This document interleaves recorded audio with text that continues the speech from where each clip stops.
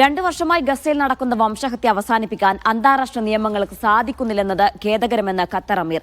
മധ്യസ്ഥത വഹിച്ച ഖത്തറിന് നേരെ ഇസ്രായേൽ നടത്തിയ ആക്രമണം ഭരണകൂട ഭീകരതയാണ്. എല്ലാ വെല്ലുവിളികളും അതിജീവിച്ച് രാജ്യം മുൻപോട്ട് പോകുന്നുവെന്നും ശൂറ കൌൺസിൽ വാർഷിക യോഗത്തിൽ ഖത്തർ അമീർ പറഞ്ഞു.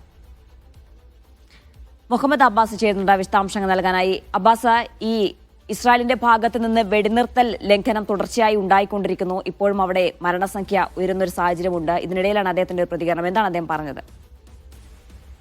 ചീന ഇസ്രായേലിന്റെ ഭാഗത്തു നിന്ന് തുടർച്ചയായി വെടിനിർത്തൽ നടന്നുകൊണ്ടിരിക്കുന്ന ഒരു ഘട്ടത്തിൽ കൂടിയാണ് ഖത്തർ അമീറിന്റെ ഈ പ്രതികരണം വരുന്നത്. ഇന്ന് രാവിലെ ഇവിടെ ദോഹയിൽ ചേർന്ന ഷൂറ കൗൺസിൽ, ഇവിടുത്തെ ഒരു അപെക്സ് പരമാധികാര ബോഡിയാണ്. ഈ ബോഡിയുടെ ഈ ഷൂറ കൗൺസിലിന്റെ ഉദ്ഘാടന സമ്മേളനത്തിൽ അദ്ദേഹം സംസാരിക്കുകയായിരുന്നു ഖത്തർ അമീർ. ഈ സമയത്താണ് 2 വർഷമായി ഗസയിൽ നടക്കുന്നത് വംശഹത്യ അല്ലാതെ മറ്റൊന്നുമല്ല എന്ന് അദ്ദേഹം ഖത്തറിന്റെ നിലപാട് വ്യക്തമാക്കുന്നത്. ഗസക്കുള്ള സഹായങ്ങൾ തുടരുമെന്നും അദ്ദേഹം ഈ റിമാർക്സിൽ, അദ്ദേഹത്തിന്റെ ഓപ്പണിംഗ് റിമാർക്സിൽ പറയുകയുണ്ടായി. അന്താരാഷ്ട്ര സമൂഹത്തിന് ഈ ഒരു ഗസയിലെ വംശഹത്യയും അതുപോലെ യുദ്ധവും നിർത്താൻ കഴിയുന്നില്ല എന്നത് വളരെ ഖേദകരമാണ് എന്നുകൂടി ഖത്തർ അമീർ പറഞ്ഞു വെക്കുകയുണ്ടായി.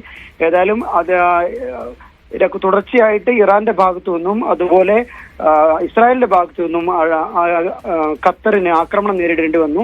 എന്നാൽ എല്ലാ വെല്ലുവിളികളെയും അതിജീവിച്ച് ഖത്തർ മുന്നോട്ട് പോകും എന്നുകൂടി അദ്ദേഹത്തിന്റെ പ്രസംഗത്തിൽ സൂചിപ്പിക്കുകയുണ്ടായി. എന്നത് മാത്രമല്ല, രാജ്യത്തിന്റെ സാമ്പത്തിക പുരോഗതിയെക്കുറിച്ച്, രാജ്യം കൈവരിച്ച മറ്റു നേട്ടങ്ങളെ കുറിച്ചുകൂടി പ്രതിപാദിക്കുന്നതായിരുന്നു അദ്ദേഹത്തിന്റെ പ്രസംഗം. ജീന. ശരി, മുഹമ്മദ് അബ്ബാസാണ് വിശദാംശങ്ങൾ നൽകിയത്.